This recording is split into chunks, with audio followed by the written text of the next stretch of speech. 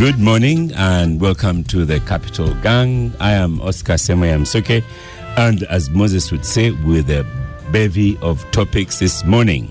Okay, today's topic is transition. We are looking at transitions. Who are the young people coming in? And you know, when you have Martin here as a minister, as a young minister, it is really good. We hope that you'll be minister again.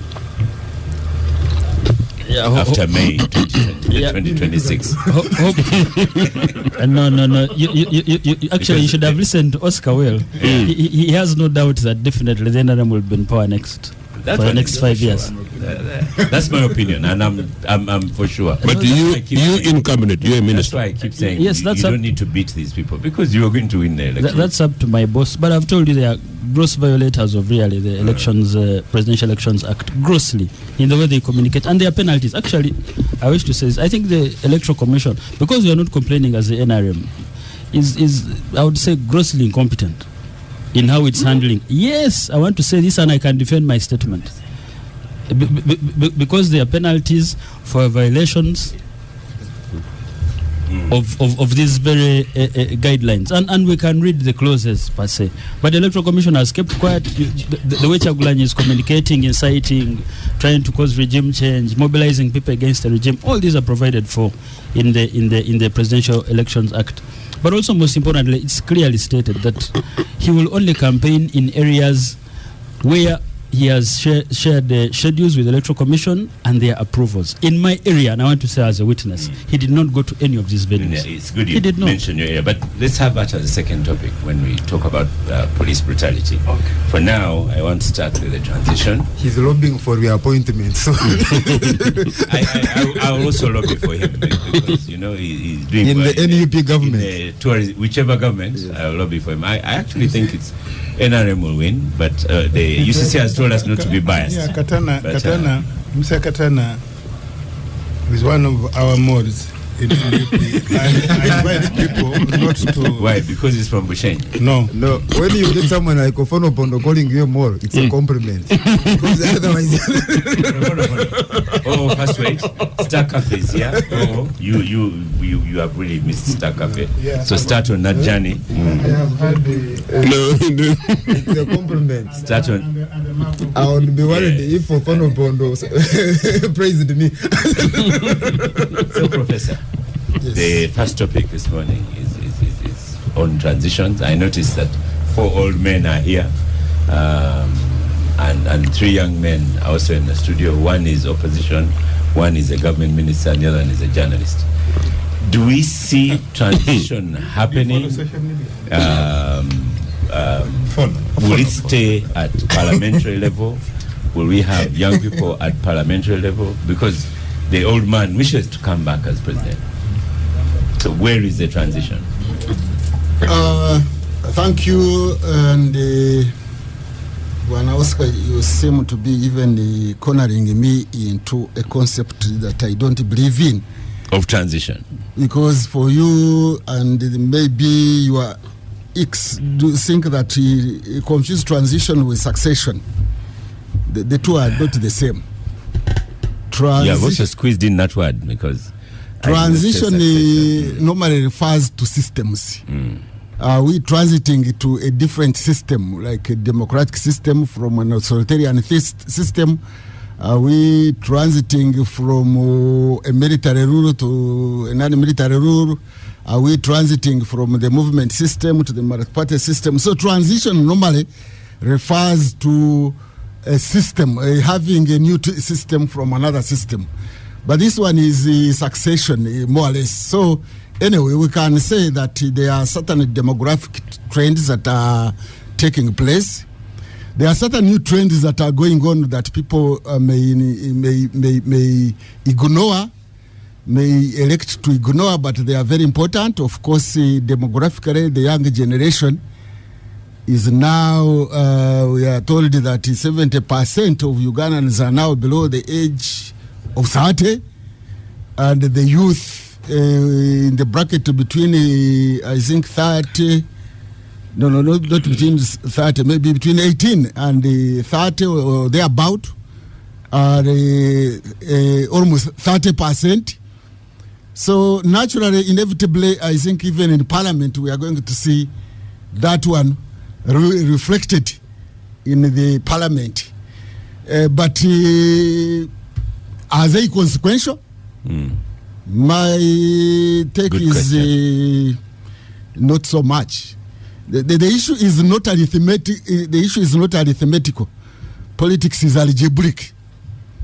It is not the numbers that you see are many. Like if you say 2A plus 4B is equal to 12 or 18 or whatever the case may be, you cannot know whether 2A and 4B, whether 2A is smaller than 4B or the other way around, unless you know the value of A and the value of B.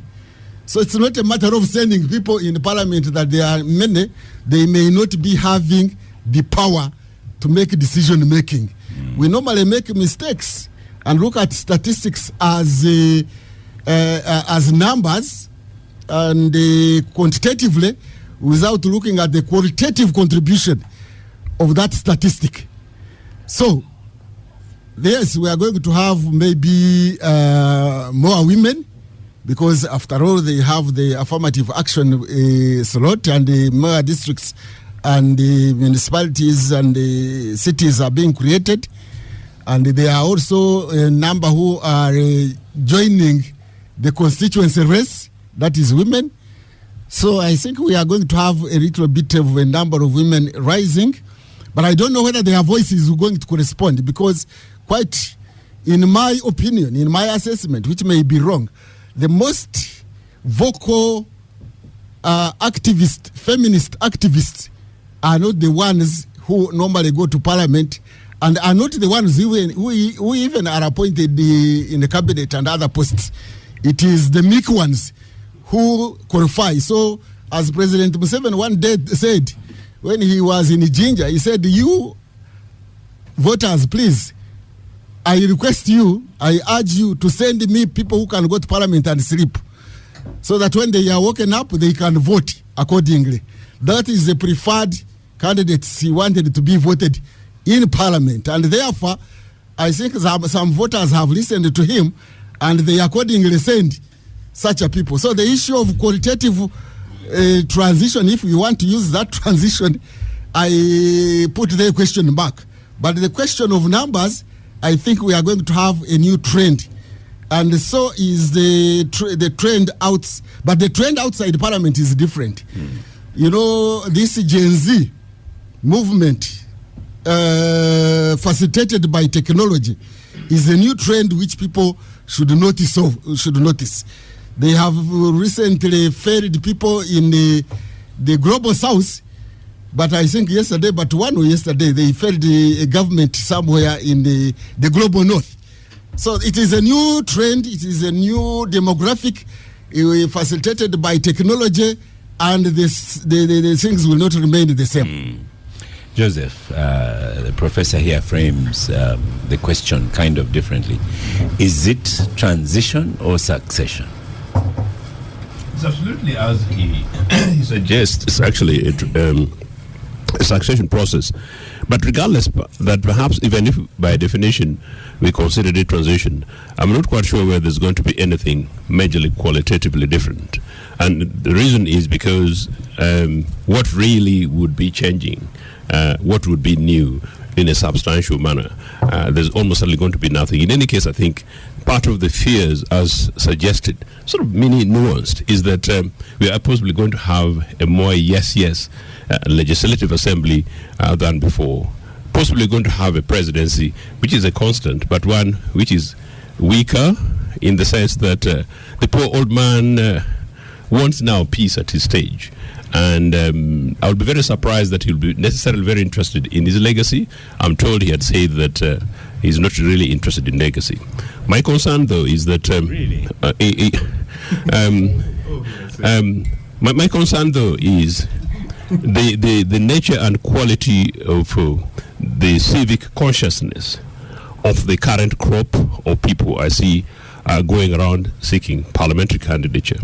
a critical section, maybe 10% actually of legislators, and I've said it in this program, people like Martin here. There are people in cabinet who are very decent people.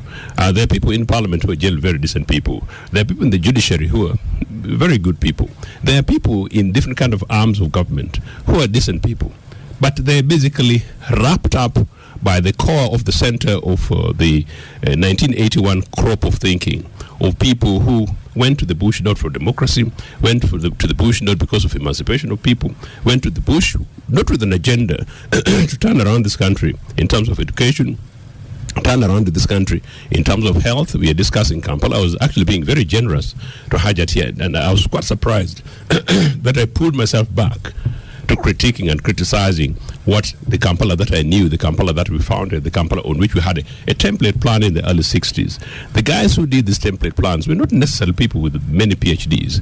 They're predominantly men in any case, but they were sufficiently clever to know that at the heart of this nation state would be young people, and at the heart of this would be women. And you do that not in terms of numbers. You do that by the number of schools, quality schools, public schools that you build, by the number of, in terms of access to healthcare, in terms of access to judicial system and processes.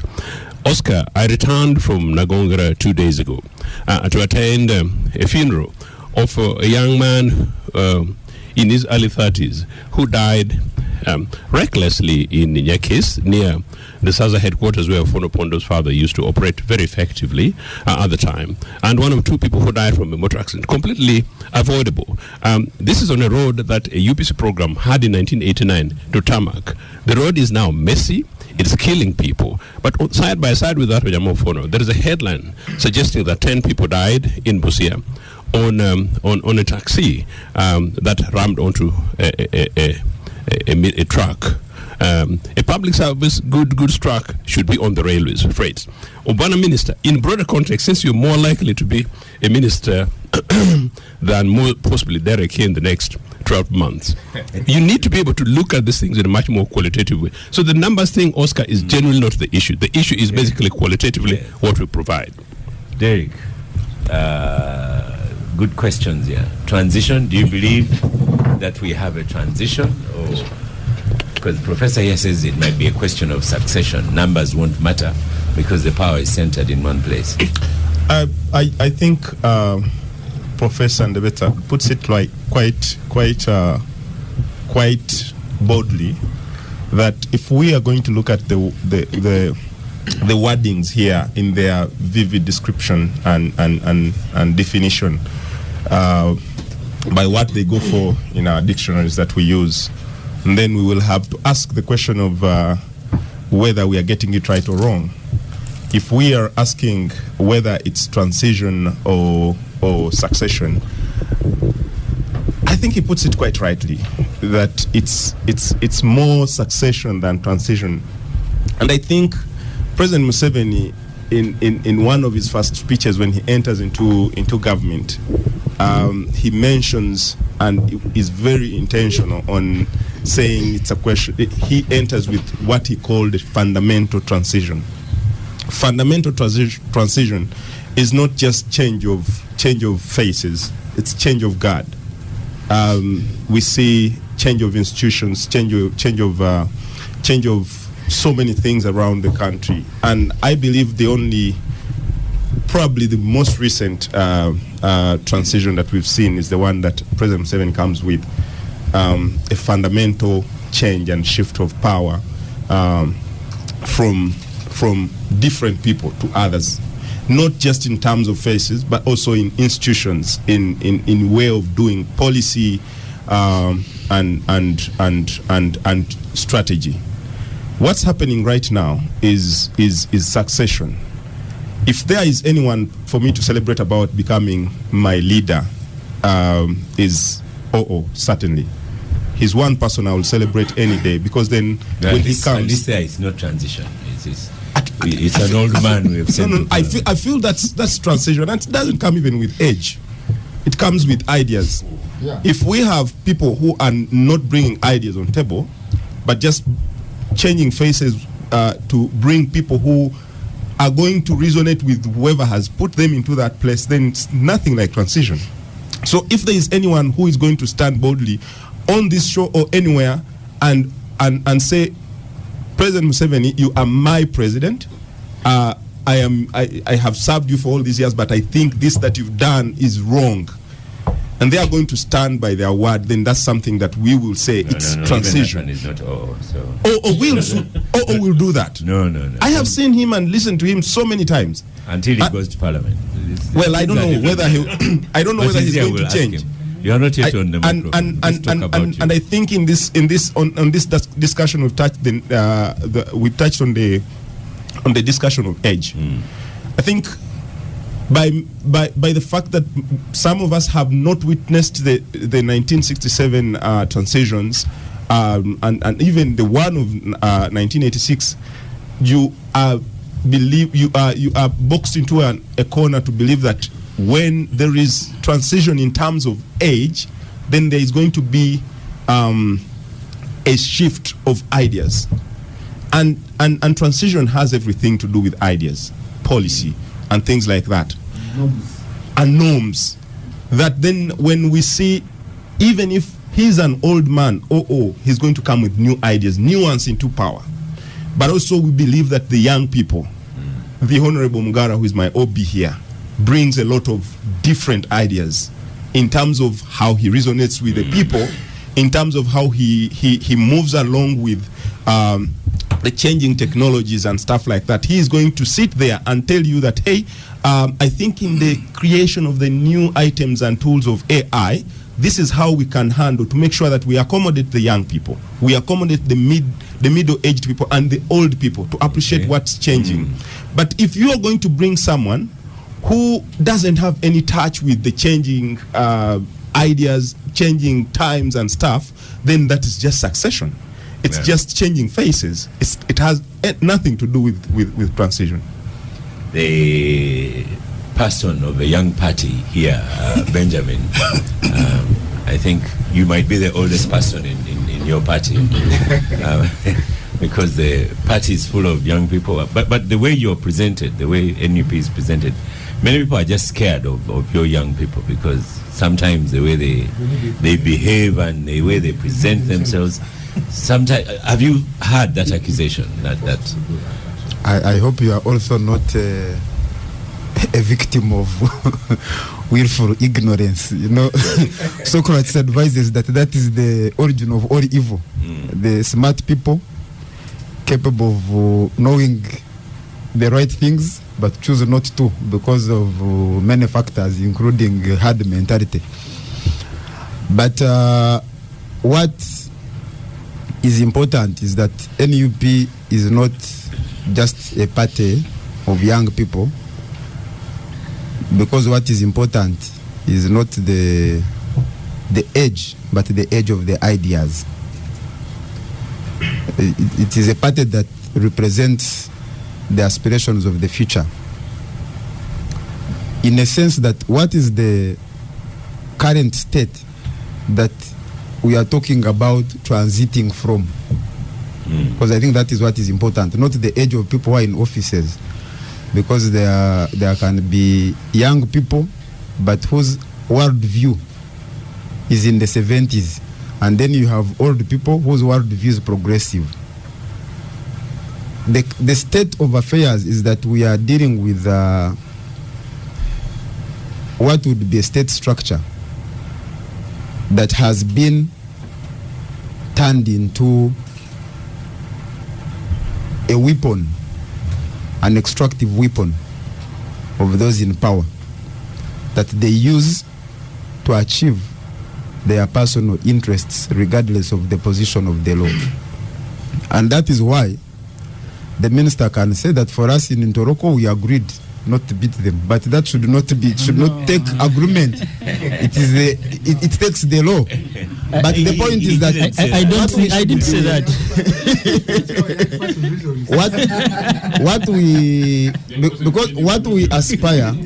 what we aspire to transition to is to run a country that is inclusive in terms of creating opportunities for all people, regardless of their age, so that also the old people have a role to play, the young people have a role to play, the middle-aged people have a role to play.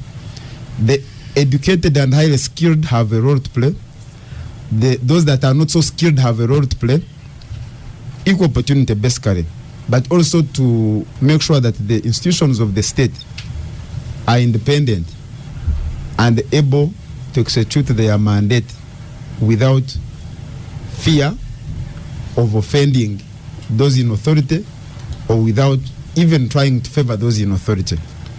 That when you are a town clerk, when you are looking and the town engineers that plan, when you are looking at the plans to approve, the question is shouldn't be whether this plan has been submitted by Katana or Fono Pondo, but whether it meets the standards. If you're running a school and you're admitting people, that you are looking at merit and the parameters set, that if you are recruiting people or considering people for promotions and training opportunities in security agencies, the consideration is not their DNA, but their qualifications and their abilities. So the transition that the country should be focusing on is that of restructuring the state of Uganda to make it stronger, to make it more sustainable and durable, but also to make it functional so that it is able to serve the citizens without fear or favor. Having young or old people in offices, it will depend or should depend on what contribution they are able to make, but not on the basis of their age. If you are looking for people to play football, maybe there you can say you are looking for people who are still within the age bracket. But if you are looking for people to engage in a discussion of how to, for example, change the face of our city, you attract people of ideas, whether they are young, whether they are female, whether they are old. Of course, without losing focus of some important aspects like affirmative action on account of historical and structural injustices. But we believe that for us, transition should not just be about the age of people in offices, but restructuring the entire government, changing the system and approach to how affairs of the state are run. So basically to transition from an authoritarian regime to a democratic dispensation. You see it happening? Certainly. Okay. Martin Mugara, Mainduka, young minister. People here are saying young is not so important. He's among the young. I'm not even amongst. There are so many young people in government, in parliament, supporting. They're not so many. Yeah, even ministers. There are so many. The Biamukamas are 30. I mean, the current youth MP, the current youth MP, Nyamtoro is much younger, Yeah. and I think You are about 4 of you. Four of them. Yeah, 4 can categorize as young. yeah, but And Professor here says you are of no consequence.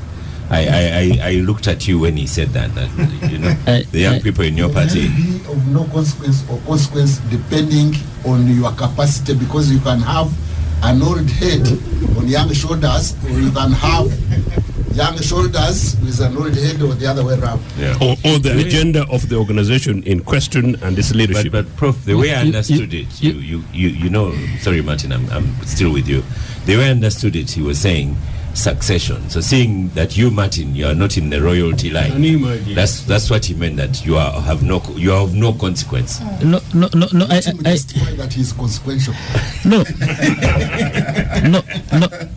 I think what matters the most really is that this NRM government has allowed all of us to participate freely. Yes, even in government, yes.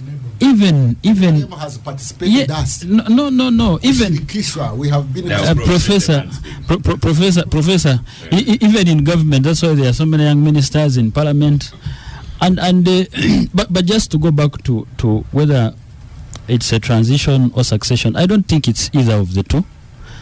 A transition is actually defined as something very different, maybe from an autocratic regime to a democratic one, a military junta to a democratic one. I think the NRM did this for us in 1986. Yes, when they came to power. Yes, when they came to power.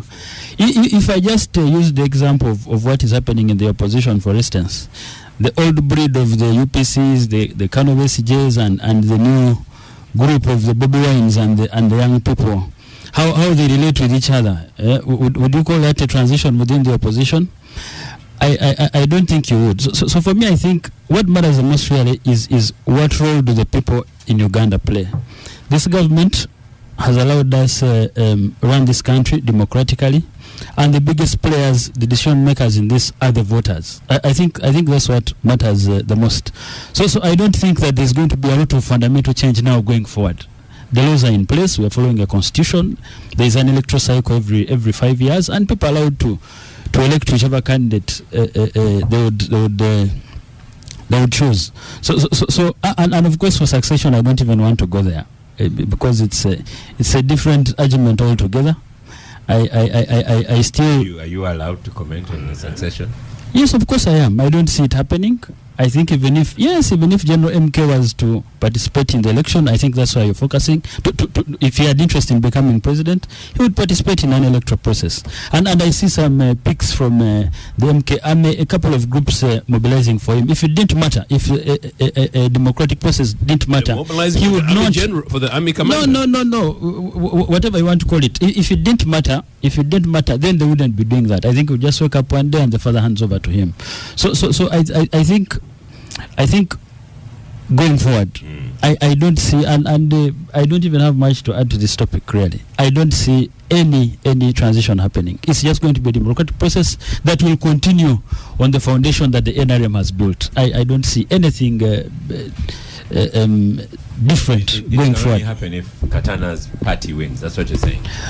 Well, I don't think it will. In the unlikely event. No, because you see, Katana cannot say that this regime is autocratic, is a junta. I think we've had these discussions. Yes, and is here. We've had these discussions. You cannot tell me a regime that is funding your activities every year with the billions of shillings, 4.9. Yeah, no, Katana, let me make my case. You can see the best lack of understanding how to separate the state from the regime. No, but you see, we've had that argument. Indeed, these decisions are made by the NRM party. It's the one in power. Yes. The ideas of the old. No, Katana.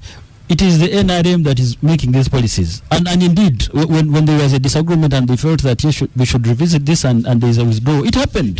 They did. So we are in charge. That's the honest truth. And you are asking from a point of might, not a point of right. No, it is okay. It is okay. So second topic of today. I hope you feel empathetic with the people who have suffered and within these elections. He cannot. Yes, but yesterday, there's a lady who works in a salon at Kabra Club, was abducted together with her daughter, taken away, no charge. And the priest massacre. Well, we are going to talk about that next. But we will, but I just wanted to state to Katana that you wouldn't say this is an autocracy and it's going to change maybe to a democracy. No, because of funding political parties. So many things. I think so many. When people are being abducted in broad daylight. No, we'll speak to that, like you said. The old man sent to Parliament. Yes. And Martin says there's no transition. Professor says maybe you're talking about succession. I'm not sure. I am a political scientist. But you're wise along those lines. Education. That's what I did in Makerere University. And I have been specializing as a practitioner, sharpening my tools of analysis. I think the nodal point of the transition in Uganda was 1996. A transition took place. There are elements of that. Are we improving the quality of that transition? I say yes, albeit the pace is gradual. Sometimes we suffer setbacks. Look at the politics. We started with appointed. People came from the bush, 38 of them, and said they were the interim legislature, NRC. We have since enacted the new constitution. We have some disagreements in the elements of the constitution, but it is operational and it is delivering on many fundamental areas. Today, we have a very large parliament, 99.9% elected by ordinary Ugandans in a process that is relatively transparent. And I'm using these words carefully, relatively transparent, fair. And again, there we have issues. We continue to improve that. Therefore, transition is actually taking place, has been taking place. In the specific terms that you asked, and all of them avoided the young people. In 1996, majority of the people who created that nodal point were actually young people.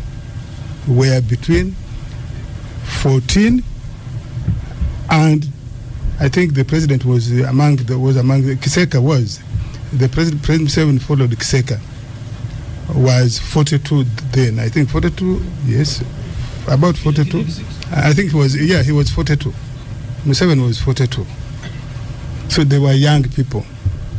He has since then the age was not 14, it was actually 8.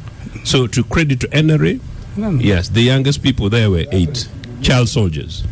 I am putting them at 14. That's actually what I was referring to. The soldiers, many of them were. And so we have since expanded that age group of young people, joining particularly the civil service, the armed services, and the elected political class. We added a new and second element of gender social groups that had prior been completely excluded. Women, disabled persons, and others. In this election, we had asked the percentage or the average of members, people who are contesting for members of parliament. I want to believe all the 292 that NUP presented for parliamentary candidature,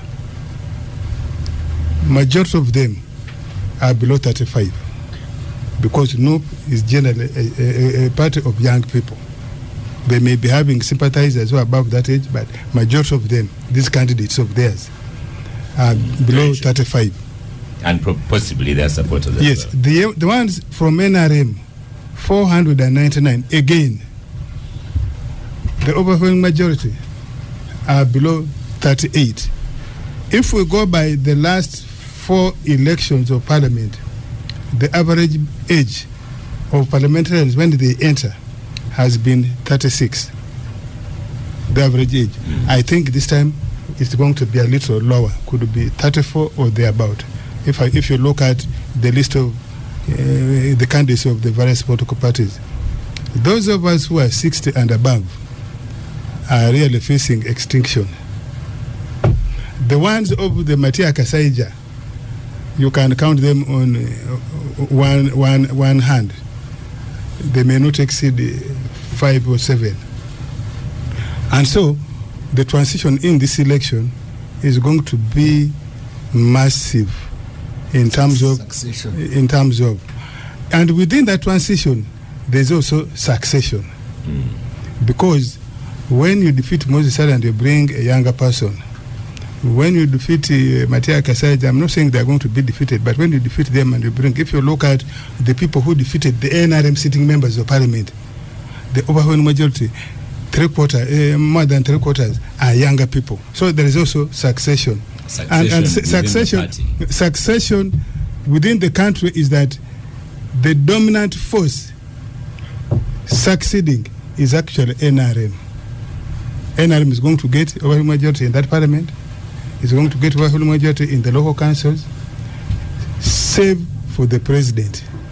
That's the only area where there's not going to be immediate succession and transition, for that matter. And so for me, I think what we need to pay attention to, how do we improve the quality that the young people we are talking about, whether from NRM or from opposition parties, wherever they enter, which levels of government they enter, they bring new ideas. They bring new methods of doing things. They bring new methods of engaging with each other. And I can tell you some of the things that motivated me in particular to say, let me jump into the fray of this parliament, is probably to make a contribution on the platform that matters most in what personally I consider is going to be pivotal, similar to 1986. Because we need to be honest, I suspect this could as well be Yoweri Museveni's last go at the presidency. And therefore, this parliament and other levers of politics in the country are going to jostle. Not, you can use the word jostle, is going to be the robust platform where that succession is going to be debated. Not where it is going to be determined, but where it's going to be shaped. Where will it be determined? In the general population of Uganda, because at the end of the the military high command. Well, that's according to you. You're not in the military command. You don't know. I don't think you have the agenda. As far as our constitution is concerned, that is where. As far as our constitution is concerned, it is the civilian population, starting with cabinet, which will bring probable amendments, parliament that will actually determine what amendments will be approved, and then the general vote in the population. And so for me, I think this parliament, we should put good eyes to it and ensure that that's where the bigger part of the debate cascading into the population takes place, for both another node of the transition, but more critical possibly is the succession. Both the succession of President Museveni, and if the Ugandans want, the succession of the NRM party, NRM political establishment, which has run the country for the last 40 years. Some of us are still energetic, body-wise, mentally, and I think we think that NRM still has what it takes do you think to be the central axis. When the current speaker took office, should have been counted as young, and the deputy speaker? Yes, they should be. Yeah. Although youth by our definition in Uganda is 30 and below, by UN standards is 35 and below. But if you look at the political configuration and also their own experience in public politics, national politics, those two, the speaker and the deputy, they had hardly lived 10 years in political activism at the national level. They are doing like 7 years each of them. They were below 42. In fact, the speaker was below 42. The deputy speaker was also below 42. And so I would count them as young. And now if you even extrapolate it and say they were coming into the NRM, which is holding the machinery of government, this was their first time in the NRM, both as members of parliament and leaders at the party level. And so they were young. And in fact, many of you discounted, would this Anita Mong actually manage to run? First of all, you said we had been made to believe that the Speaker of Parliament should be a grand old, somebody who has a lot of experience, should be a lawyer, and so on. Even Tayebwa, who is a lawyer, I don't think his lawyering is the most... And even Tayebwa, who is a lawyer, I don't think... Both are lawyers. Okay, but lawyering isn't the... is not their front card. I don't think many of them see them engaged in lawyering. No, they are not engaged in lawyering. They are engaged in political. Yes, engaged in politicking. Yes. So, for me, I would consider them, and many of us consider them young. If you look at by the age of the majority in parliament, by the age of those in the cabinet and other levers of government, they are much younger than many people. And previous speakers. Yeah. So no, much younger than many. Oscar, for that, if you don't mind. We're going to stop for a break, Okay. and you'll have a chance. Yeah, sure. But we'll start with Professor here. There's a quote here from Yusuf Serunkuma on X, formerly Twitter, quoting the president saying the only true retirement is death. We stop for a break. Welcome back from the break. This is the Capital Gang, and well, there you have it, Prof. The president also thinks the only true retirement is death. And Ofonopondo does say that maybe from there, that's where you will not have a transition. But part of the topic was what do you think the next ballot paper will look like? The ballot paper or the counting? No, the ballot paper. You can't count when there's no ballot. This ballot paper is sorted. The next ballot paper, 5 years from now. Some ballot papers, of course, in certain constituencies, they are going to look like a rolled piece of paper where you have very many people, others going behind, but others it is, I think, average and normal. So to me, the ballot paper... That ballot paper, will it have Yoweri Museveni? Will it have Ofonopondo? Will it have Mwevesa? I don't know exactly what you are heading at, because those who have been nominated will appear there unless they die. So I don't know why that one is being raised. To me, what should have been fundamental is will that ballot paper's outcome give us a direction that the people desire? That is what, to me, would have been very important. And I want to say that those who are saying that the outcome is almost determined, in my opinion, is also correct. I want to say here that there is a fundamental problem which people are not seeing. In some parts of Africa, all post-liberation movements and parties and presidents have an entitlement mentality, have an entitlement norm, and they have constructed the state around militarism. And you do not expect any change through constitutional means. Whether it is Frelimo in Mozambique, or ZANU-PF in Zimbabwe, or RPF in Rwanda, NRM in Uganda, SPLA in Sudan, the one of Ethiopian People's Revolutionary something has been dissolved, whether it is in Eritrea. The post-liberation regimes, liberation. Even the ANC, you can add the ANC. CCM is liberation and revolution. And it has not, by the way, we are talking about liberation through armed struggle. CCM has not come through the armed struggle. I'm talking about those which came under the armed struggle. How about Kanu? Was armed struggle?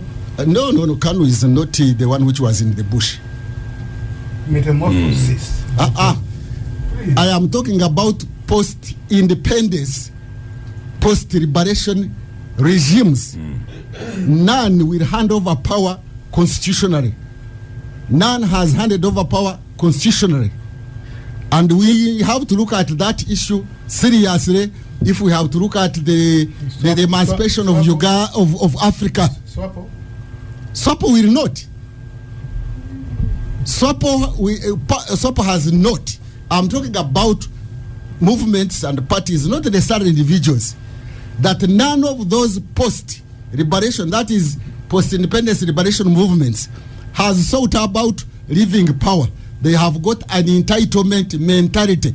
Ahmad of Ethiopia had to dissolve that party, and then those who had the an entitlement mentality, they had to go and fight. We are talking about the Tigrayans. Up to now, they have not accepted the regime in Addis Ababa. So, this entitlement mentality that we do have in those post-liberation movements and parties needs to recheck. We need to have a self-evaluation if we have to have democratic processes and if we have to have peace in the region. Because all those post-liberation movements have constructed government states along the military lines. They have militarized elections and now are securitizing elections. What do I mean by securitizing elections and securitizing opposition? Any opposition who comes up will be securitized, it will be labeled, it will be framed as an enemy of the state, not an opponent, as an enemy of stability, as an enemy of security. So you frame them in a security manner, you securitize them so that you postpone normal circumstances, normal procedures in order to handle the enemy. You can see how the opposition is being beaten. The people who are beating, I think Kajabogo Karusoke put it one time and we laughed at it, we didn't know it was a serious issue. He said some are people, others are mere biological substances. So the psychological mindset of those who are beating is that we are beating biological substances. We are not beating human beings. To the extent that when they arrest these katanas, and they take you to a safe house, and then you go to court and ask for habeas corpus and all that, and you ask where these people are, they will tell you we don't have them when they have them. And they are right. Ask me why I say they are right. They are keeping biological substances. The habeas corpus is looking for human beings, but the people keeping them are keeping biological substances. So you can go and kick those biological substances. You can go and molest them. You can beat them the Nkoni style that we saw in Guru. What you are beating is a biological substance. Therefore, but those people, when they are at home, they are humble. Don't think that they are mad or they are whatever. I mean, the CDF, Rogaba said, I don't know what I am. He posted it. I don't know. When I reach home, my wife, is she Batama, can even beat me. I don't know. You can see how humble he is. But let him deal with the biological substance. The biological substance will be dealt with as a biological substance, not a human being. So psychologically, I want to explain. I'm looking for an explanation. There are two explanations I'm giving. One is the political explanation that the post-liberation regimes in this region, Frelimo, ZANU, whatever, they are not ready to give up power. It is an entitlement. They kill the animal. They have to kill it. They have to eat the animal and exclude others. People were talking about democracy and separation of powers. Where is separation of powers? The judiciary, the legislature, and the executive in Uganda is not there. People were talking about, I think it is my friend here, Opondo, who was saying the parliament will decide. I can assure the nation that who will decide the successor of Museveni will be the military high command. Don't tell me that there will be something in parliament or even in the NRM party that there will be a cabinet meeting, whatever. It will be the military high command that will determine who will succeed President Museveni. You're now disqualifying your right to determine. To determine me determining, and I don't want you. You are trying to put. It will not be me who will determine. It will be the military high command. You are trying to inject Ugandans with amnesia. Okay, just leave me. I know you are a good. You know, Fono Pondo here said he is a great thinker. He is a politician. He is a great thinker. He has learned a lot.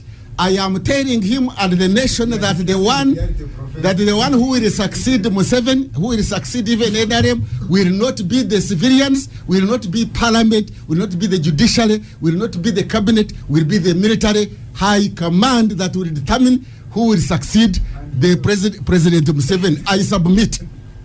We will know what Mao's board will be involved.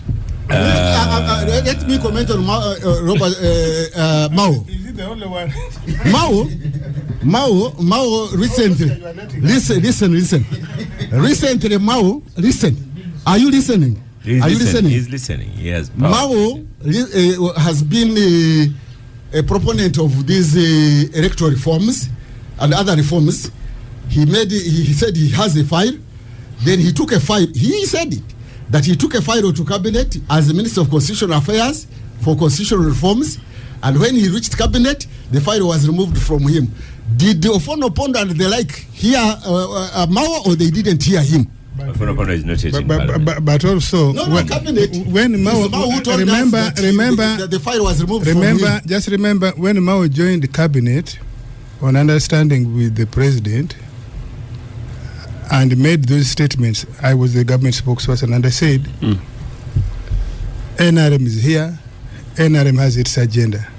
It is not up to Honorable Norbert Mao to determine either the agenda or the direction of the NRM government. I said that on this show. Yeah, I agree with this. Secondly, but he's the Minister of Constitutional Affairs. Secondly, I said. So he's being participated. So I said, if Mao is claiming, I said, if Mao is claiming that he has a bill proposing constitutional amendment, transition, whatever, we had not seen it in cabinet. I said so. Maybe you didn't listen. I think yes, you listened to Mao. Now, well, taken away by who? So I think Mao was trying to be clever by half. Really. After I go and ask him. Let him give you a dummy copy, a draft copy of those proposals he claims to have put in the cabinet. Oscar, there's always breaking news here. Yes. I think Professor is making assumptions, really. There's no such a proposal. I'm saying there's no such a proposal. There's no such. But it didn't come. Proposal from him. No, it's not senior to me. Seniority is on the basis of when we joined the cabinet. Of course, yes, there he is. But in terms of joining, if you're talking about experience, it's the same. Thank you, Prof. So Joseph, you're on microphone to close out the subject. Prof can shout, but you don't know how this government runs, and I am telling you what I know. Because I have been the spokesperson of this movement for 28 years. Wrong is the old school of NRM. Deception is the key tool. So he's just trying to mislead the population, but you know the reality. Prof, pause for a minute. Joseph, close out this subject. Wow. Of transition and succession. Transition and succession, I really don't know what to say beyond what I said, but I thought I would just make something very important in terms of qualitative debate on these issues. That for the purposes of our listeners and the citizens, the issue of age, we should contextualize that it should really be about the qualitative material put on table. The independence government, Prime Minister 37, most of the ministers were in late 20s and they performed excellent. In fact, no other government has challenged them. Obote 2 government, most of the ministers were in the early 30s, including another 29-year-old. But the issues really, when we look at this youth issue, should be this. That young people really generally is about employment, it's about housing, it's about law and order, it's about tech, it's about environment. Women, numbers neither here nor there. It's really about access to health, justice, economics, water and sanitation, girl child education, security, and food security. As early as 1963, we're building girl child schools across the country, including Ofonopondos near Toro Girls. So really to emphasize, not to score points, but for a future government, that when we are looking at youth and women issues, we should really be looking at these things at on a qualitative basis. But regardless, we welcome the numbers. Oscar, I would like to say something. Oscar, can I just say on Joseph, in your good old days, which is part of the future, that yes. You keep giving, what was the life expectancy? What was the literacy rate? There are international standards, indices for these things. In the last 40 years, NRM has brought down maternal and infant mortality. You can't dispute because they are internationally recognized. I was not talking about either or. And access to clean water, the expansion of infrastructure. You may discuss about quality and so on. The expansion and access. And so, please, numbers yes matter, quality matters, but those young people you're talking about did not give as much access as we have today, because it started in his government. They are the ones who never gave a person who disagreed with them, even in trading. Oscar, you see, having listened to Professor really painting a picture that Ugandans have no say in determining who leads them, I think this is very unfortunate. And I could because he gives a lot of theories. For Professor, I'm not amused. But let me just a lot of people may be sympathetic with his view, yes, even in your own party. No, but I will just say two things. For instance, if I just did a comparison of the 2021 election, we had around, I think, 18 million Ugandans registered as voters. Okay, well, around 17 point something, 17.6, almost 18 million registered as voters. Only around 10 million voted. Around 10 million Ugandans voted. If for instance we look at the current numbers of Electoral Commission now, we have around 21 million Ugandans registered as voters, and when 10 million Ugandans voted, then those accounted for around 59.6% of the entire voter population, of the entire number of registered voters. Now probably if we use an average of the 21 million, we'll have only around 13 million people voting, and I want to show you why the NRM is a bit different and focuses on the people the more. As chairman NRM, Oscar, starting next week I'll be holding what we call parish meetings. You said as chairman NRM? Of Ntoroko district. Okay. Yes. I just want to help Professor. I was going to say, of NRM. Yes. Yes. The great leader said, no, those things can't. Yes. There's only one chairman. Yes. I think you remember. Oscar. Sorry, President. Oscar. Yeah. Oscar. No. President Museveni. No. Oscar. I will be. You were introducing president. Said no, you stop those things. There's one president here. Yes, but no, I'm saying Chairman NRM Ntoroko. We will be launching, and the leadership team of Ntoroko will be launching our village mobilization campaigns. And I want to tell you, at each village, the NRM has 63 mobilizers. No. And just a second. Because I want to ask you. Yes, as you asked me. Derek, you're going to start the next. We have 63, and all these are flag bearers for youth, flag bearers for women, for elders that vote for OO, for chairman. In total 63. Now, if we just use a comparison, in this country we have around 71,000 villages as we speak. If we just took the 63 mobilizers we have at every village, in this next election, we have around 4.7 million voters, which account probably for around already 36, almost 37. No, let me finish, Katanda. And you see, that's why that is why you always lose, and you. Yes, instead of making your point. Yes. So, Oscar, of the 13 million, listen, of the 13 million voters, I'm talking about the 60% that will probably vote if you follow the previous percentages. You already have around 4.7 million NRM candidates that are going to vote for the NRM. These are our mobilizers. Even if each brought one, Oscar, even if each brought one, you'll have around 9.4 million, accounting for already 72% of the entire voter number.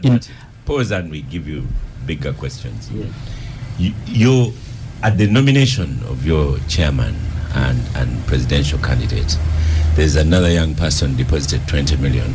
And when he came, we asked Dombo here, when he came to pick up nomination forms, they had printed one nomination form for one person. That's what Professor is referring to.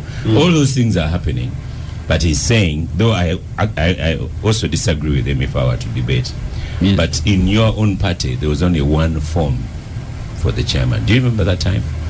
Well, I did follow the story well, but no. But even if we go by what, listen, even if we go by what, because I think this is what Professor is saying. No, he's not referring to all those good things you're saying, which are correct. No, but OO has clearly explained. You're only looking at one position, but he has talked about all the other structures of government where there is participation and. No. But Oscar, let me help him. Yes.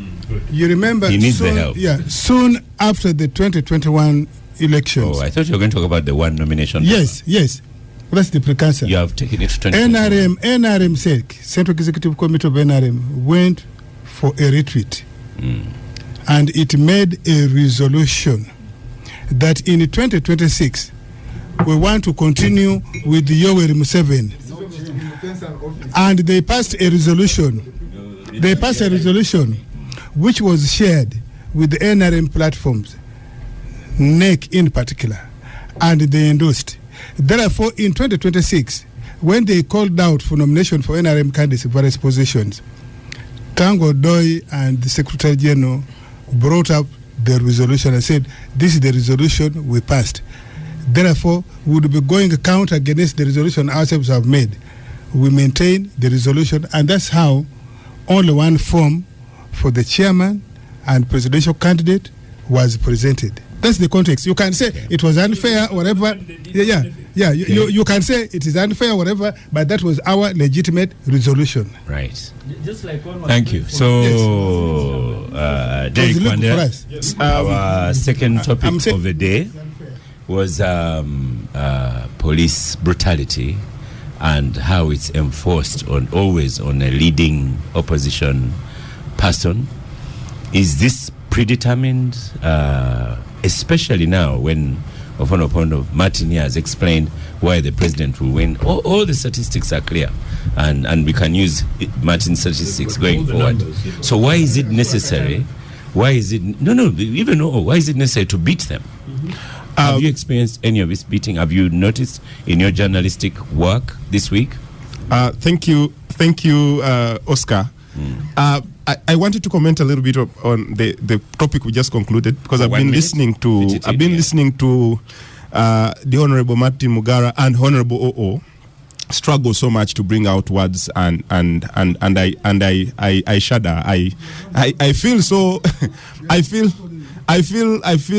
sympathetic with them, because when you try to assure Ugandans that decisions are made by one person, and you are trying to defend that position, you are going to look a little bit of half intelligent.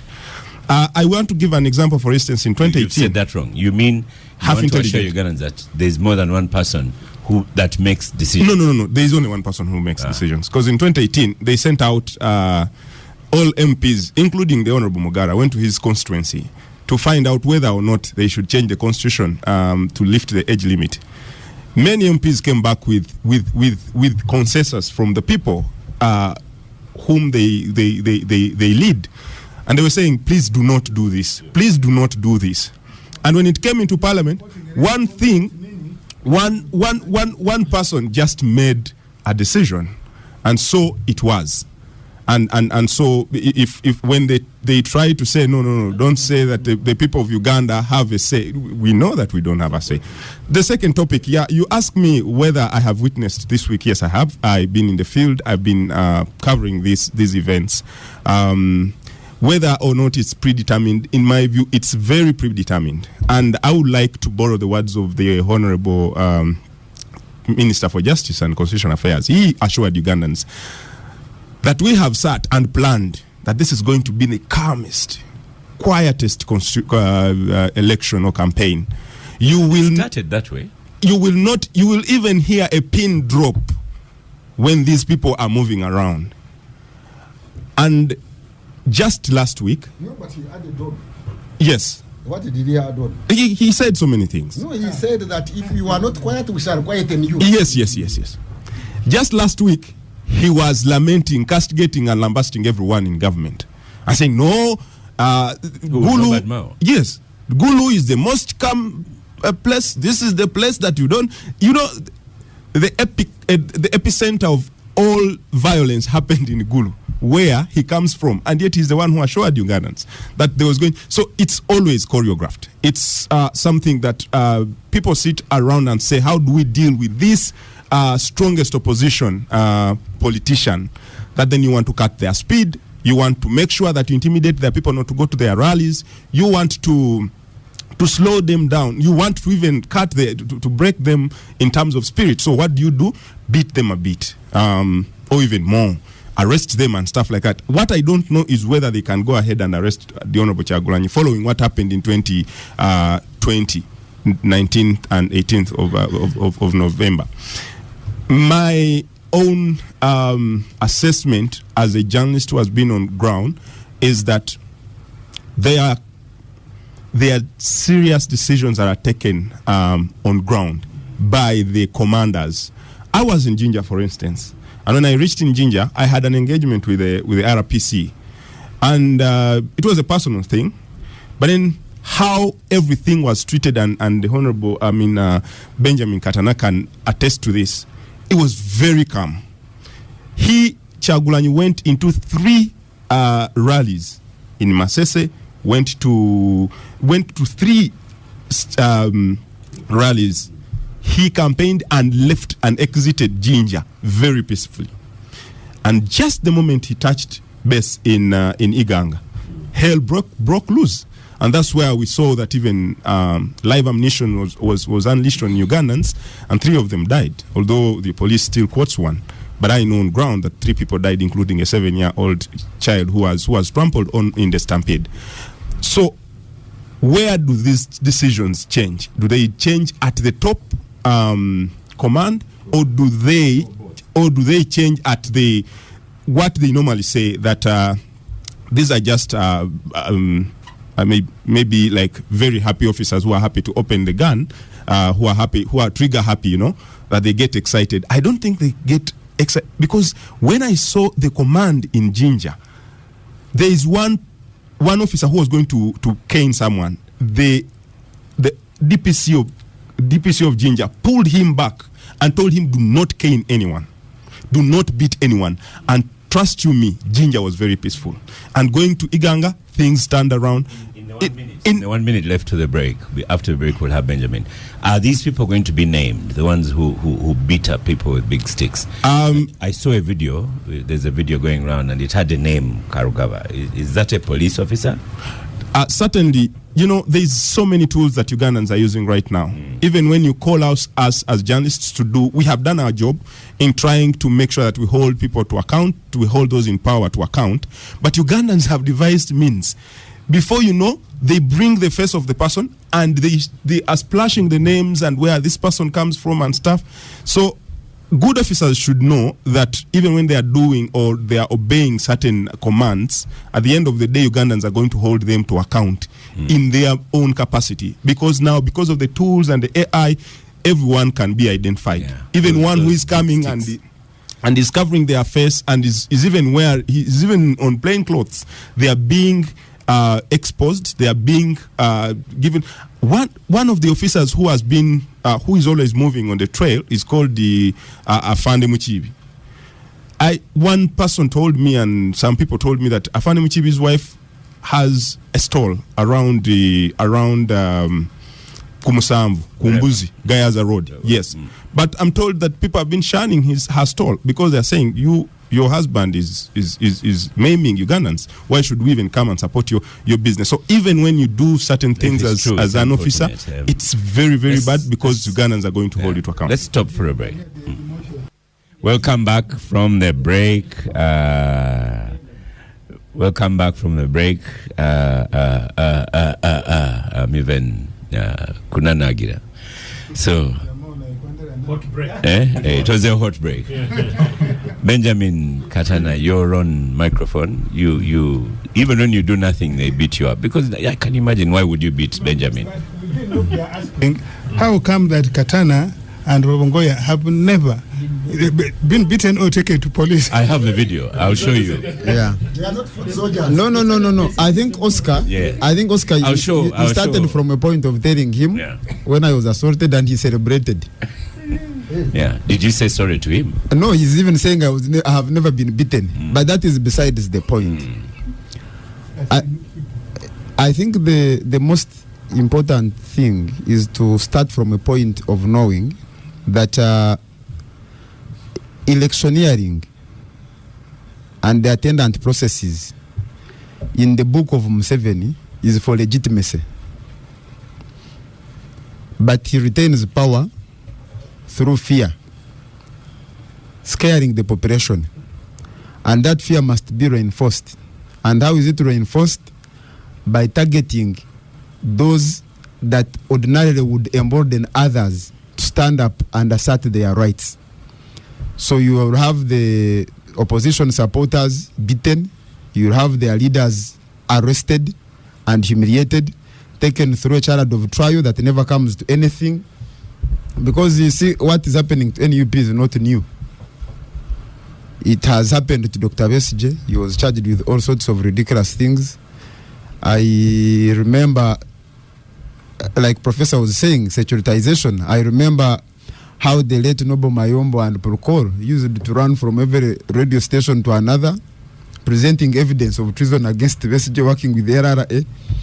But when the man eventually came back here, the trial collapsed because they were never interested in a trial. They were only interested in achieving a political objective. So the beating and harassment that takes place today is not accidental, is part of the grand strategy of Museveni to keep power. He will have all these processes that are going on for legitimacy. Because even the worst dictator wants to be looked at as a democrat, because for many reasons. One, he may be isolated by the rest of the world. But number two, if you are a poor man like him, you want to borrow money from IMF and elsewhere, and you will need to meet certain standards that you are having elections. But I think the message the people of Uganda must know that all these, the beatings, the harassment, the torture, is intended to break their spirit. Because you see, why when a thief comes to steal from you, even when you are not going to resist, he will want to beat you to near death or even kill you, because he is operating from a point of guilt that, one, I'm taking out something that does not belong to me, and ordinarily this person should fight back. So his strategy number one is to disable you, and I think that's what they are trying to do. What is happening in Uganda is not new. It has happened all over the world in countries that are run on the same model and basis as this. But the most important thing is for people not to allow their spirit to be broken. And there are many examples. You remember in Gambia, that man called Yahya Jammeh. And many people have been saying that this election is predetermined. And I think that is the objective of the regime. But this may not be the first predetermined result to be upset by the people, provided the people choose resilience and spirit organization.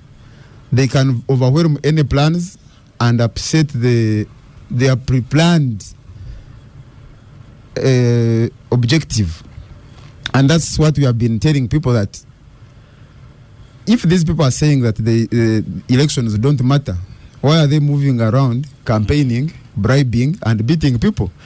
Because they know that it matters. Once people have turned up in big numbers and voted overwhelmingly and taken a position, they'll be more motivated to stand firm and challenge any attempts to subvert the firm position they have taken. I saw your principle heading to Fort Portal. Chairman Rocco here says that the problem with your leader on his campaigns, he wants to go through towns and does not go to designated places. But it seemed like for Fort Portal, he was not allowed to go to the designated place. Or was he objecting to going to the designated place? You see, Oscar, there is an old... when the leopard wants to eat its children, it will accuse them of smelling like goats. So the NRM, because the NRM people has different categories of people. The NRM has different categories of people. There are those who are violent, who have no emotions, but it also has some people with a conscience. And in finding these flimsy explanations to justify violence, they must find a way of giving justification to those with conscience that know we are trying to enforce the law. But they forget one thing, that even in enforcement, there are parameters. There are standards that must be followed. If Katana has violated the law, you don't go and punish the entire village where he comes from because he has violated the law. If our candidate has violated any of the rules, which is not true, has he been charged, or they are now punishing his supporters on account of his violation, alleged violation, which is even not true? So all these excuses, because, for example, from the beginning of this campaign, they adopted a new strategy of making sure that he does not reach his scheduled campaign venues. When he's left with 30 minutes to reach Fort Portal, the policemen come and say this main road is blocked. You must take a detour, where he spends 3 hours. On that particular day, he was not able to address any rally. There's a time we were in Mukono. We were about, because now you can check with Google, we're about 10 minutes away from the venue. They blocked the road, and we took a detour of about 2 hours. We ended up missing 2 rallies. So what he's saying is just trying to justify their unfairness in trying to ensure that the candidate is not able to address the rallies that he's supposed to address. But he has not violated any law. And if a person violates a law, it is not for the politicians to come and say that Ofono Opondo has violated the law. No, there is police. There are standards. Police follows the standards and parameters, causes an arrest, a person is charged and tried. But you don't come and punish an entire party. You say you are not going to go and address a rally in this place because one of your supporters did ABC in Rira. So you stop us from going to address rallies in Barara district. So that's the argument they are getting wrong. Yes, Martin. So the leopards are smelling like a goat.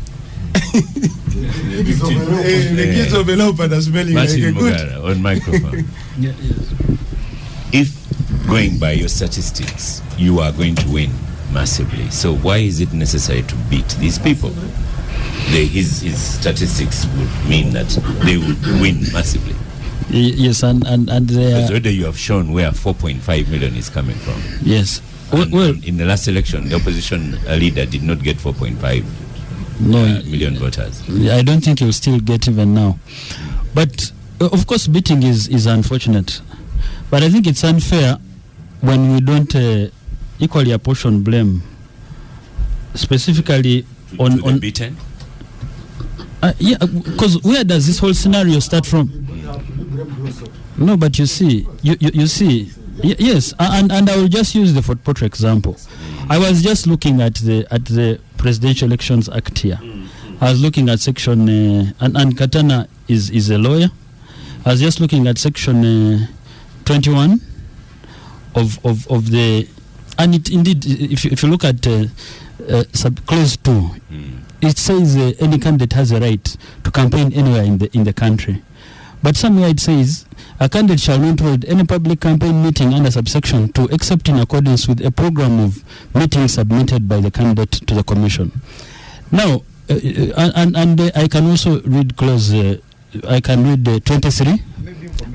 Just in respect to districts, we are scheduled to be in a district, not a specific village. Under the program submitted to electoral commission. I'll come to that. If you look at clause 23, which speaks to equal treatment, equal rights, and if you look at sub-clause 2, subject to the Constitution, every candidate shall enjoy complete and unhindered freedom of expression and access to information in exercise of the right to campaign under this Act. But a person shall not, while campaigning, use any language which constitutes incitement to public disorder, insurrection, or violence, or which threatens war, or which is defamatory or insulting, or which constitutes incitement or hatred. I think Kyagulanyi has actually, and there are penalties for breaching all these laws, and that is why I started by saying that I think the Electoral Commission is also no, and that is why I also fault the Electoral Commission, because it hasn't come out clearly to enforce. Because you see, you're not running elections as Biabakam as an individual. There are guidelines. There are laws. This is a 2005 Act that prescribed how a campaign or a candidate should go through a campaign process, and now you have a problem with the citizens. So we're asking, why isn't the Electoral Commission enforcing if so? Because if not, then yes. So when you go, because I know there are meetings that are held with the I'll continue referring to Loop, with the Loop mobilizers on the ground. They agree on a venue, they agree on a route. For instance, what happened in Fort Portal? The Honorable Kyagulanyi was supposed to have a campaign rally, where actually the president had a campaign rally, very big field, I think around Chegobe, around the school. But he insisted on going through, because he was coming from Kasese side, from the district before Kasese, from Bunyangabu. Now that venue is before you reach Fort Portal town. The man is insisting, I want to go through Fort Portal, rotate back and go to the venue. And the policemen were clear, said, but you've left your venue behind. Why are you progressing to town? And yeah, I'm telling you the truth, because you wanted to go through. Yes, Bunyangabu is yes, because he started from Bunyangabu. Let him finish and then we'll come back to him. And he's insisting on going to areas of Kisenyi. This is a very busy place, and of course, like I told you, that is his strategy. Now, policemen have had a discussion. They've agreed. Of course, sometimes they act as robots. Yes, I blame them for beating people sometimes, but yes, it's okay, whatever you call them. Council Katana. On your microphone. Yes. What is wrong with Kyagulanyi, for instance? Because there was a clear communication as the leaders of Ntoroko. Why did the Electoral Commission schedule both of them in the same area? No, they were different. Yeah. I was just saying that the venue was the same on different days. And I want to tell you, had Honorable Kyagulanyi gone to that venue at that time, there were hardly people. So for him, it's a mobilization tactic. I saw what happened on Wulvujo Road when he was campaigning in those 3 towns I had talked about, the Bubukwangas and the rest. Police stood on the other side trying to direct traffic as he stands in the middle of the road trying to create way for the other vehicles, which might be difficult. And I see this is going to happen in Kampala. My prayer is, let there be a clear communication from the Electoral Commission and police. Let them tell us, where is this man supposed to pass, so that we know prior. But I still want to call upon I want to call upon NOP that please, sometimes you're causing these problems. You have a clear route, but also secondary. As I conclude, I come from a region, for instance, in Rwenzori. We have just been, thank God, we've just been gotten off the one of the lists of the United Kingdom and the US as one of areas not safe enough for tourist travelers. And there are so many instances. Recently there was an instance that almost related to ADF. Now, if my friends here are not careful, I can assure you, if these crowds are not well protected, if you're going into an area that has not been surveilled well, and you want to get adequate security, anything can happen. And I want to assure you the entire blame will go in this country. But also if you are beating them with large sticks. No, but I'm saying... I have a Julius here. Send him, say, tell the minister that the population of Ntoroko is 114,858. This is the population of a small town. They have less than 50,000 registered voters. So he shouldn't, and some cows. So he shouldn't use those figures in his debates. No. I was just using an example. So I was just trying to say that, and the government, of course, has a lot of intelligence, like what Kyagulanyi said. Please go and create violence. I'm a rebel leader. These things are not taken lightly by the regime. I mean, what are you trying to gather from that crowd? What else do you want to do? How do you want to grow it into something different? But I just wanted to say as I conclude, if anything happens to Kyagulanyi, God forbid, in this election, all the people around him, you don't know how much hate and blame will be carried onto this government. And therefore it is our response. Sometimes I even think that beating to keep life is better sometimes. And I think that summarizes. You say you are a minister. Because you see, Oscar. Yes. Just one comment. If you're going to keep people in line to protect life, sometimes yes, and all these policemen have batons. It's allowed in the law. No, you see all over the world. Mr. Oscar, may you restrain Professor and Katana in anticipation that they will speak. They may wish to disrupt me. Even when you want to correct me, you can take note. But the law quoted that governs our elections, as amended, was enacted in 2005, well before Kyagulanyi probably dreamt of becoming a presidential candidate. So the rules couldn't have been targeting him. Secondly, you ask a question: is this predetermined and ordered from where? Maybe from above in the skies. If it was predetermined and ordered from above, the enforcement, especially the what you call disruptions, would have been universal. Wherever Kyagulanyi has gone, wherever NUP candidates are campaigning, it would be the same treatment meted out to them. It is my humble submission that from my assessment, some of the glitches are dictated by circumstances on the ground, how the candidate and his team approach local authorities. To the best of my knowledge, all presidential candidates and actually parliamentary candidates are required to harmonize their programs with each other, rival candidates, and with the local electoral commission officials.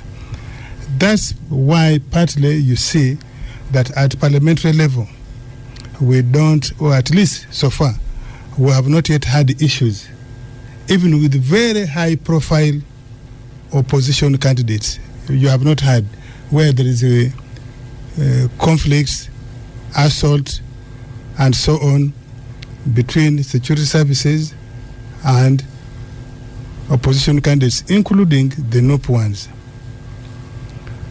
Therefore, I think, and I have, by the way, sat with Frank Mugisha, the Director of Police, Director of Operations. This is what he told me.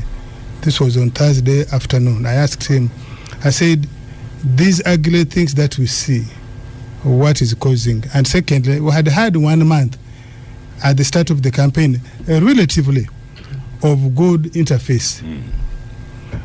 What was the point of inflection that we started seeing? Not NUP, Chagulanyi. And I want to make that distinction.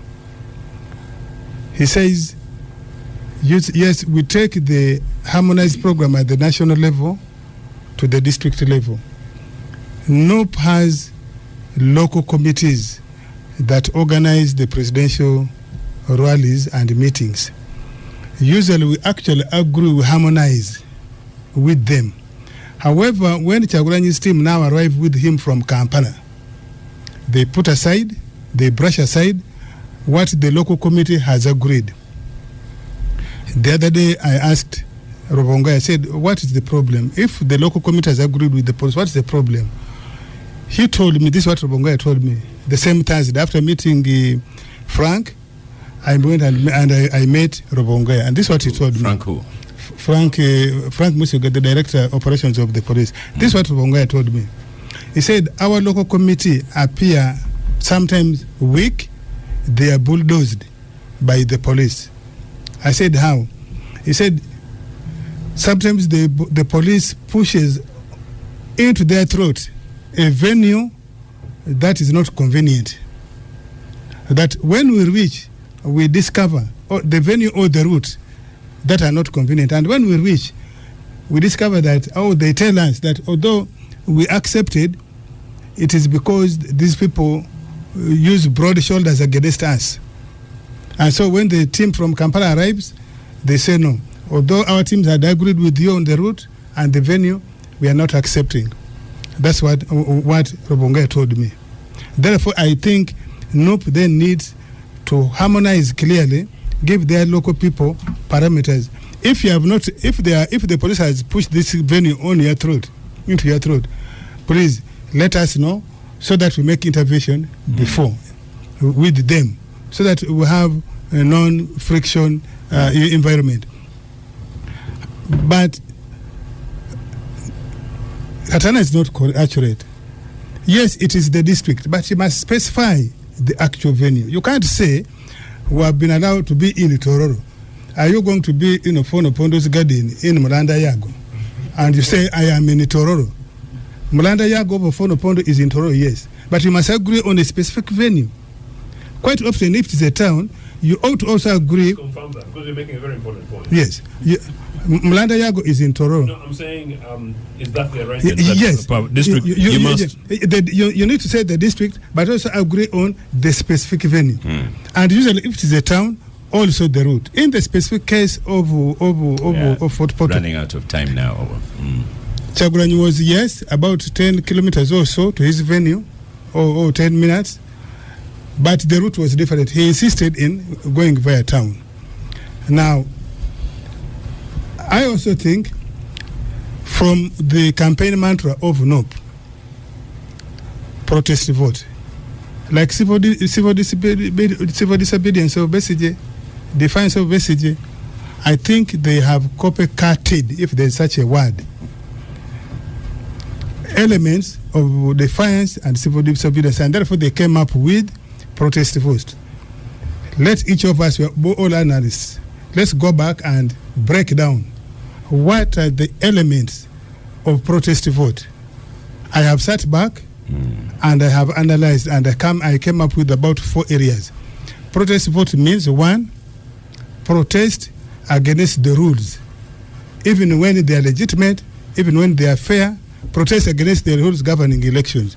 2, try to cast shadows of doubt, dark or light shadow, on the managers of the electoral process. Therefore, target the Electoral Commission as an institution, target its key people, the chairman, the chairperson, target law enforcement. Another element. Some of agree, you have yes. described NRM thing. No, agree. He should have added that he's doing biased analysis. Yeah, Sudo agree with. But thank you. Yeah, Sudo agree with the venue and Sudo agree with the venue and the route, and then protest. As I seek so those are some of the key elements. Oh, now you've gone to 9 minutes. Those are the key elements of the protest. And final. I'll allow you the final. Yeah. The traditional behavior. I had said the traditional behavior of NRM. What was the point of not playing by the rules? You're going to even defying the trying to explain protest vote. I'll allow you final. No. Yes. But it's interrupting.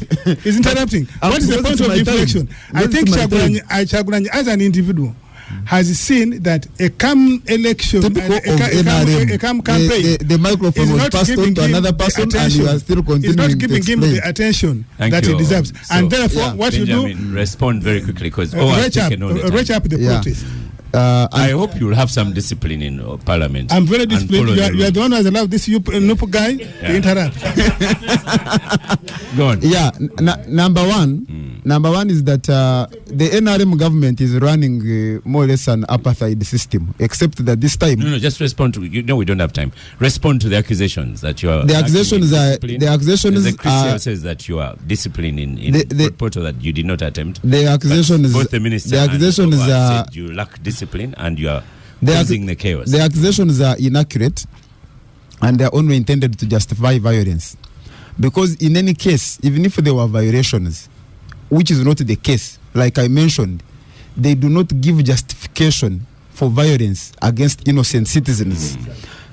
Arrest and charge. That is the standard. That's the standard. Because police is not a militia. It is guided by the Constitution. So I'm not exactly, because he knows that I'm speaking the truth and he wants to cover it with his shouting. Yeah. There are standards for law enforcement guided by the Constitution, the Police Act, and other legislations. If anybody violates the law, you don't randomly shoot people. You don't randomly beat people. You deal with the offenders. You don't use sticks to beat innocent people. You deal with the offenders and charge them. Even if... Martin, hold on. We are out of time. I'll allow you that 1 minute. Yes. So you do not create excuses for you to violate human rights and then try to run away and hide behind these people are running a protest vote and it gives you justification. If the campaign we are running is illegal, use the law. Thank you. Professor, 1 minute, round the table, and then we close the show. We can go on and have this discussion about using violence and breaking the law. But I've seen, like, for example, people have been beaten because they are supposed to have broken the law of procession. They are not supposed to have processions.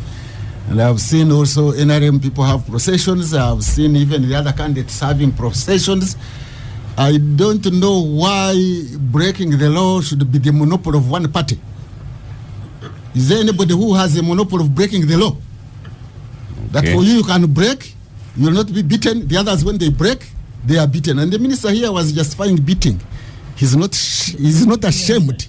He's not ashamed. I'll give you a minute. Of saying that people are beaten. But they are not beaten by sticks. They are beaten by Nkoni. The two are different. Some are bigger. Yeah? Some are far bigger than Nkoni. But you see, the Nkoni, what I meant by that is that you first go and buy a well-prepared stick, and therefore it is premeditated to come and beat, and it must be dry, so that when you hit, you maximize. Thank you. You Joseph, maximize the impact. Whatever the case, I think Ofono Pondo's submission was nearly persuading me, except, of course, I also have grounds around Katana. Maybe we should commit Ofono Pondo to facilitate a meeting between the police and the Electoral Commission, NRA campaign team, and NUP, and then they report to us here. Because whatever is happening is shameful, is criminal. There is no justification. I also applaud him for reaching out to... Indeed. But there's absolutely no justification for whatever has been happening, especially that Gulu Zulu thing. It's actually criminal, and the future UPC government will hold everybody to account. Your 1 minute. UPC doesn't have a candidate. Okono has mentioned the name. I've not yet met that Commander Mwesigwa, but like Muchibi, he has also been mentioned as one of the architects of brutality. Is that true? Yeah, he's the officer in charge of operations, Frank Mwesigwa, and he has been. No, you said you talked to him. He's Derek is the one who has been naming them. Yeah, but I have listened to my OB, the Honorable Mugara, saying, but you see, beating, this one is okay. You would rather beat someone before they are killed. I will ask him to withdraw. And I listened, and I also read the acting spokesperson's tweet of the army, Chris Magezi, saying, people are killed. What about, you think this beating is a problem? People are killed. Let them be beaten a little bit. And I also remember the same words that were used by the former Inspector General of Police, Martin Okotho Kuchola, saying, we will beat you before you get into the fire. We will kill you before you get into the fire, and things like that. So for me, I think again, government spokespersons and people who speak on such things and matters have a very big job to do. And Honorable, I beg you withdraw that statement, to be honest with you. No, thank you so much. But you see, your 1 minute. No. You see, Oscar. World over, I have seen, and I think it is allowed, the tools that police uses to quell insurrection and batons. No, batons, tear gas, teasers are part of these tools. So I don't know what's the purpose of a baton. To just carry it around. But you see, what we are trying to say. Of course, Nkoni is unfortunate, but what I'm trying to say that batons are some of the legitimate assets that can be used to that can be used to stop. But for me, my prayer is really that nope, somehow you're causing this problem. Okay. Just restrain and follow the guidelines, because actually, and I'm going to ask our party chairman, we need to complain to Electoral Commission because you're getting an unfair advantage when you find a gathering already collected for you in a town, yet for us to go through a lot to mobilize people. Katana will speak after you for 1 minute. I'm very, very aware of the blue incident, that the president actually met the division commanders up there and inquired to find out what sparked. He's not amused, as many of us are not amused, because as you have acknowledged publicly, this election, I hope people understand this phrase, this election is for NRM and President Museveni to lose. Meaning that every evidence is that we are the ones winning. There is no reason to beat up people. Why we should go extrajudicial. All state agencies should go extrajudicial. The other day I had another show and I said, you police, even when Kyagulanyi tries to be a nuisance on the road, first of all, he has 4 or 5 rallies, venues to go to. It is unlikely that he's going to be on that street for more than 40 minutes. Allow him be a nuisance there, Ugandans will judge him as a nuisance. Benjamin Katana, don't attract unnecessary things onto the NRM victory. We are running out of time. I've been allowed. The position that the incident. Go on, Katana. Yeah. Go on, Katana.